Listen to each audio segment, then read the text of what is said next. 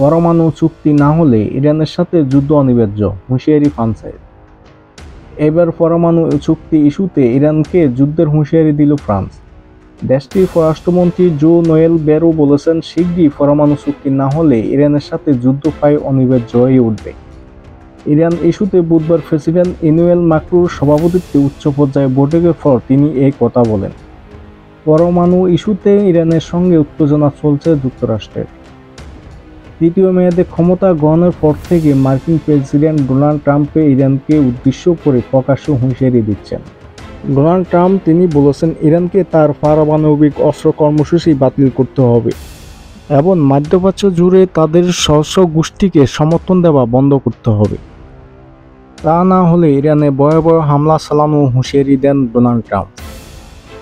তবে ট্রাম্পের এসব হুমকি খুব একটা পাত্তা দিচ্ছেন না ইরান, বরং পাল্টা হুঁশিয়ারি দিচ্ছে দেশটির সর্বোচ্চ নেতা আয়াতুল্লাহ আল খামেনি বলেছেন, মার্কিন হুমকির কাছে ইরান মাথা নত করবে না। ইরানে হামলা হলে তার কঠিন জবাব পেতে হবে আমেরিকাকে। নিউজ ডেস্ক, আন্তর্জাতিক দুনিয়া।